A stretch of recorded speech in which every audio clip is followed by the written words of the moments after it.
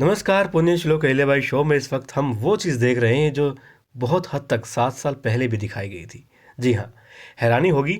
मतलब बहुत सारी चीज़ें मिलती है और अक्सर ऐसा होता है हमारे साथ भी, हमारे जीवन में भी, जब हमें लगता है कि यार ये बात कहीं पहले हुई थी क्या? अच्छा, पहले भी ऐसा हो चुका है, जबकि ऐसा हुआ नहीं होता।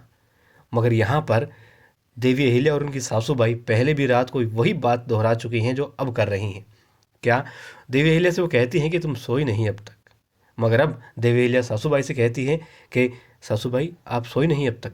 फिर वो कहती हैं कि युवराज खंडेराव कहीं बाहर गया है, जो तुम बाहर से आ रही हो, और 7 साल पहले कहा था कि तुम इस वक्त यहाँ हो, तो बताओ युवराज खंडेराव कहाँ है? वो रात को कहीं बाहर गया है क्या? और उस वक्त बस फ़र्क इतना था, अब देवी अहिल्या से वो शुभेच्छा चाहते थे, मगर गुस्से में बाहर निकल गए क्योंकि देवी अहिल्या ने उनका साथ नहीं दिया। और उस वक्त देवी अहिल्या ने खुद आरती करके उनको बाहर भेजा था मुहिम के लिए। मगर अब खंडेराव मुहिम पर निकल गए हैं बिना किसी को बताए कि वो कहाँ जा रहे हैं। उस वक्त भी उनकी बातें कोई सुन रहा था कंबल ओढ़ करके, मगर अब कोई बातें सुन रहा है जो कंबल नहीं ओढ़े हुए हैं। उस वक्त दासी थी और इस वक्त है मल्हार राव सूबेदार जी। और देखिए, यहाँ पर देवी अहिल्या से जो कहती है उनकी सासूबाई कि खंडेराव के लगाम को कस के रखो, मैंने तुमसे पहले भी कहा था, तुम्हें हर बात पता होनी चाहिए युवराज खंडेराव की, और उसे बताओ कि उसे क्या नहीं करना है और क्या करना है, कब उसे कहाँ होना चाहिए।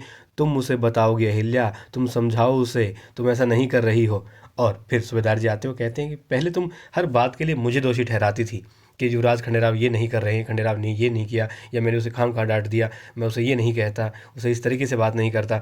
और अब तुम देवी अहिल्या को कह रही हो कि उसे क्या करना चाहिए खंडेराव के साथ में। तुम कभी ये क्यों नहीं कहती, हालांकि बड़ी सही बात कही उन्होंने, कि ये क्यों नहीं कहती खंडेराव तुम्हें ये करना चाहिए, खंडेराव तुम्हें ये नहीं करना चाहिए। माँ कभी क्यों नहीं कहती भला इस बच्चे को कि तुम्हें ये करना था, तुम्हें ये नहीं किया, या तुम्हें ये करो, तुम्हें ये करना चाहिए।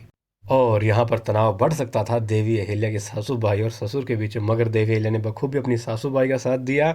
और सूबेदार जी खैर यहाँ से चले जाते हैं अब, मगर युवराज खंडेराव भी कहीं गए हुए हैं। और कमाल की बात ये है, कहाँ गए हैं? मुहिम पर गए हैं, और मुहिम को कामयाब बना करके ही लौटेंगे, तभी तो चैन की नींद सो रहे हैं सुबह देर तक।